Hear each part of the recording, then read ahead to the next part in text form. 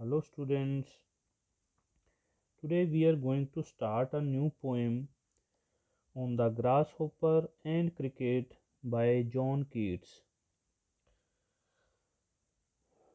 John Keats wrote this poem in 1816 and the theme of the poem is beauty of nature. It's it has rhyming scheme and this poem is actually a sonnet. What is a sonnet? A sonnet is a poem that has 14 lines, each containing 10 syllables and a fixed pattern of rhyme. तो इसमें हम देखेंगे एक rhyme भी है, rhyming scheme भी है. Unlike the ant and the cricket, which tells a story, this is a nature poem.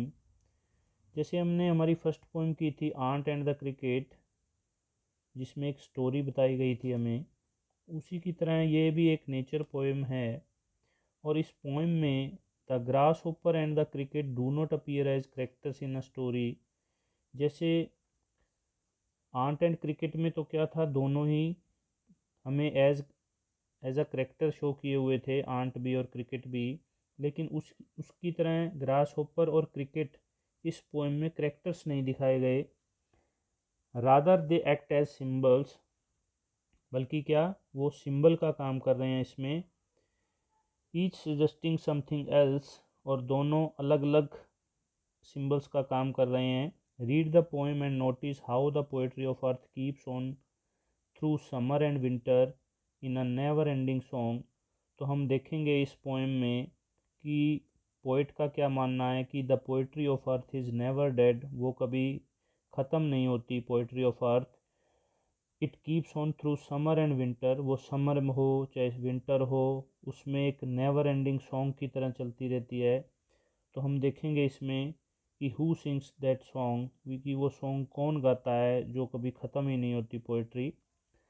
The poetry of earth is never dead when all the birds are faint with the hot sun and hide in cooling trees, a voice will run from hedge to hedge about the new mown mead.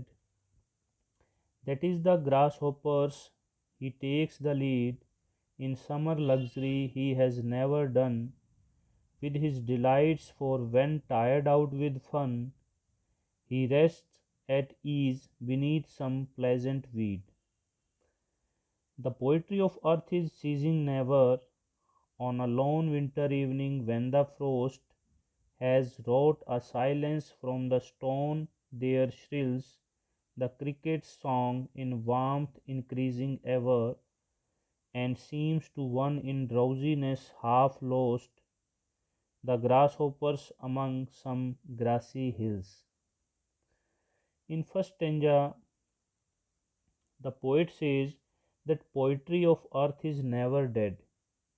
कि John Keats क्या कहते हैं, poet क्या कहते हैं कि poetry जो है, अर्थ की जो पोइट्री है वो कभी भी ख़त्म नहीं होती.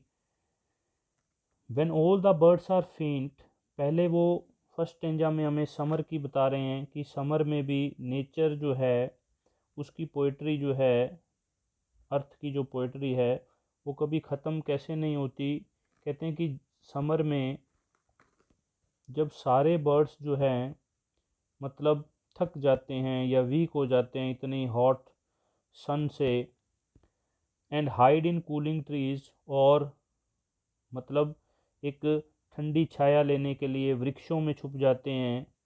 अ voice will run from hedge to hedge, लेकिन तब जब सब शांत होती है चीज़ें, तब भी अर्थ अपनी जो है एक एग्जिस्टेंस, अपनी प्रेजेंस कैसे शो करती है, उसमें नेचर में क्या होता है कि तब from hedge to hedge, hedge means, hedge क्या होता है, अ रो ऑफ श्रब्स, जो झाड़ियाँ होती हैं. About the new mown mead, new mown जो न्यूली मॉन होता है कट, और मेड हेयर मीन्स मिडो, तो जो नई नई घास काटी होती है जैसे, उसमें एक जगह से, एक झाड़ियों से लेकर दूसरी झाड़ियों तक एक आवाज़ जो है वो रन करती रहती है। और वो आवाज़ किस चीज़ की होती है? That is the grass hoppers. वो ग्रास होपर की आवाज़ होती है। यानी कि जब इतनी गर्मी, इतनी धूप पड़ रही होती है समर में, जब जो बर्ड्स हैं वो भी बेचारे थक कर या इतनी हॉट सन से परेशान होकर ठंडक लेने के लिए ट्रीज़ में छुप जाते हैं, तब जब सारा माहौल शांत होता है तब एक आवाज़ फिर भी मतलब गूंज रही होती है, या उस वो आवाज़ आ रही होती है जो कि झाड़ियों में से आ रही होती है। और वो झाड़ियाँ कहाँ होती हैं? एक नई जो कटी हुई घास होती है उसमें से। और वो आवाज़ होती है किसकी? ग्रास होपर की। He takes the lead in summer luxury. वो इस समर लग्जरी के दौरान, इस कंफर्ट के दौरान भी पहल करता है सबसे आगे। He has never done with his delights, for when tired out with fun he rests at ease beneath some pleasant weed।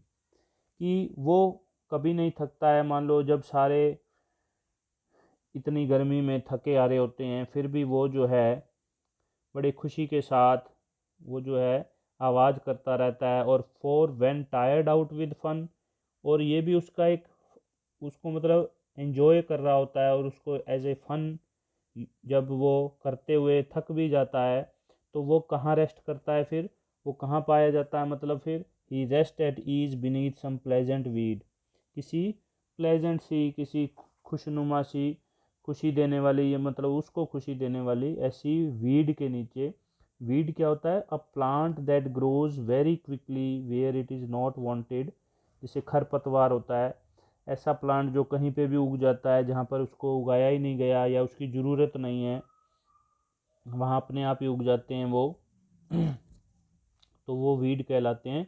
तो वो वीड के नीचे कहीं बैठा रेस्ट कर रहा होता है।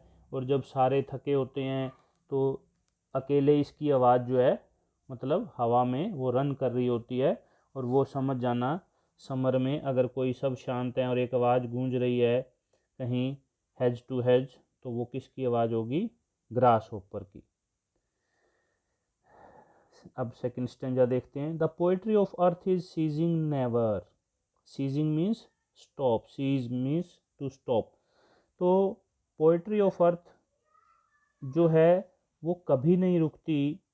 अब यहाँ इसमें विंटर सीजन के बारे में बताया गया है कि समर में तो हमें पता चल गया कि जो पोएट्री ऑफ अर्थ है वो डेड नहीं हुई।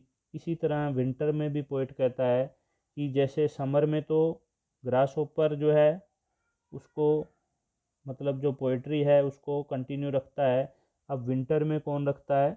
Let's see.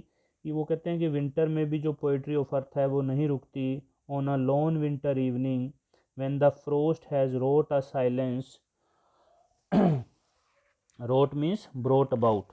यानी कि जब विंटर सीजन होता है तो एक लॉनलीनेस सी होती है, मतलब अकेलापन सा होता है।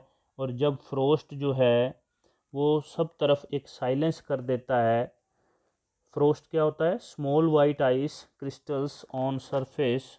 जो वाइट आइस के जो क्रिस्टल्स होते हैं वो सरफेस पे जब दिखाई देते हैं, यानी कि जब बहुत ठंड हो जाती है तब की बात है, सब जगह एक तरह से साइलेंस हो जाता है। From the stone there shrills. फिर किसी पत्थर से पे बैठे हुए किसी की आवाज़ गूंजती है, श्रिल होती है, जो तीखी आवाज़ लगती है। वो आवाज़ किसकी होती है? The cricket song. क्रिकेट अपना सॉन्ग गाता है। क्रिकेट भी यहाँ एक इंसेक्ट है ग्रास ऊपर की तरह। इन वार्मथ इंक्रीजिंग एवर। और वो एक गर्मी सी पैदा करता है अपनी गूंज से, अपनी तीखी आवाज़ के साथ। And seems to one in drowsiness half lost. और अगर कोई उस समय जो है लोग सुस्ता रहे होते हैं, ड्रोजीनेस मीन्स जो हाफ अस्लीप होते हैं, आधी नींद में होते हैं, तो उनको मतलब पता चलता है उस टाइम क्रिकेट जो है सॉन्ग गा रहा होता है। The grasshoppers among some grassy hills. मतलब जब ग्रास होपर जो है कोई ग्रासी हिल्स पर जो है होता है तब मतलब विंटर में जो है मतलब ग्रास होपर तब चुप होता है विंटर में, क्योंकि वो समर में ऐसे करता है, लेकिन विंटर में उसकी जगह कौन ले लेता है, एक क्रिकेट ले लेता है। क्रिकेट जो है मतलब उस समय जो है उस पोइट्री को मरने नहीं देता। इस तरह से पोइट कहते हैं कि जो नेचर है वो अपनी एग्जिस्टेंस शो करता रहता है, चाहे समर सीजन आ जाए चाहे विंटर सीजन आ जाए। समर में भी वो अपने आप को भूलने नहीं देता नेचर, उसकी पोइट्री कंटिन्यू चलती रहती है। कभी तो ग्रास होपर की तरह, मतलब ग्रास होपर जो है उस पोइट्री को कंटिन्यू रखता है, और कभी जो है विंटर में जो हमारा क्रिकेट है, इंसेक्ट है, वो अपनी तीखी आवाज़ कर करके चीची चीची ऐसे कुछ आवाज़ करते हैं ये, तो उस तरह से आवाज़ करते रहते हैं और पोइट्री को जिंदा रखते हैं। तो दैट्स अबाउट द पोएम बेटा, आज इतना ही करेंगे। और ये आपकी पोएम कंप्लीट हो गई है, और इसके वर्ड मीनिंग जो हैं ये दो ही हैं, बट मैं आपको कुछ और वर्ड मीनिंग भी सेंड कर दूंगा, वो आप राइट कर लेना। आज इतना ही, एक पोएम करेंगे हम, छोटी सी पोएम थी ये हमारी हो गई है। ओके बेटा, thank you, have a nice day.